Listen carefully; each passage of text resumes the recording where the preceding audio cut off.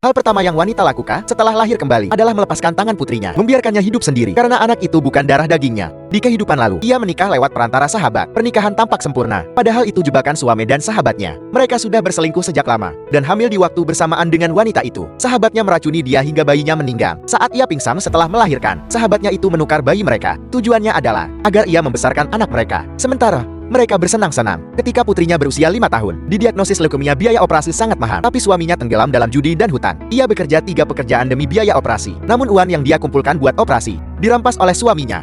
Saat ia sekarat baru tahu, anak yang dia susah payah dia besarkan adalah anak suami dan sahabatnya. Ia bangun kembali di setengah tahun sebelumnya. Keluar dari sini, keluar.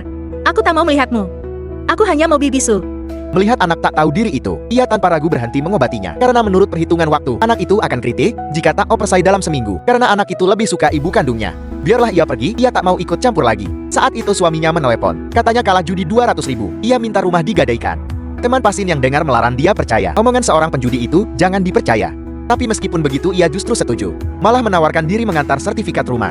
Setelah telepon ditutup, ia menemui pengacara perceraian. Semua asetnya adalah harta. Sebelum menikah, ia minta semuanya dijual dalam seminggu. Saat suaminya gunakan sertifikat palsu untuk pinjaman, ia pergi tanpa membawa apapun. Utang suaminya bukan lagi tanggung jawabnya. Saat itu suaminya panik di rumah. Perempuan itu sebelum masuk, ia menyalakan perekam suara. Melihat suaminya gelisah, wanita itu langsung berpura-pura. Kau mencuri barang di rumah lagi. Bagaimana dengan Ming Ming? Kita harus mengobati putri kita.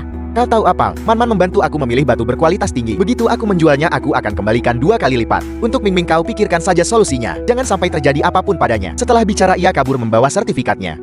Melihatnya, sang wanita pul tersenyum sinis. Dengan adanya rekaman ini, bisa membuktikan suaminya yang stop pengobatan anaknya. Sekarang anak itu bukan urusannya lagi. Sore hari ia ke rumah sakit melihat anak itu. Kondisi anak itu makin memburuk. Dokter itu berkata, tanpa operasi, anak itu tak akan bertahan hari ini. Sebagai tindakan kasih sayang terakhir, ia coba telepon suaminya. Tapi suaminya sibuk berjudi, tidak angkat teleponnya. Keesokan hari saat, ia pulang ke rumah dan mendapati suami bersama sahabatnya. Suaminya putus asa dan akhirnya jujur. Wanita itu tak bisa menahannya lagi, ia pun menamparnya. Lalu mengajukan cerai pada suaminya itu. Sang suami yakin telah dapat rumah itu dan mau tanda tangan tanpa ragu. Tanpa diduga, sahabatnya tiba-tiba menghalanginya. Dia bilang wanita itu masih ada tabungan, harus diambil semua. Mendengarnya, sang suami mengancam, jika mau cerai, harus kosong tangan. Jika tidak, seumur hidup tak boleh ketemu putrinya. Tapi mendengar itu, sang wanita tertawa sinis. Aku sangat takut. Kalau gitu aku tidak mau ketemu. Sahabatnya terkejut mendengarnya, karena wanita selalu sayang anak itu. Tapi kenapa hari ini tiba-tiba berubah? Sahabatnya suruh dia jangan gegabah. Bahkan jika ia tak pikirkan dirinya, tapi harus pikirkan putrinya. Ming Ming. Kalian belum tahu ya?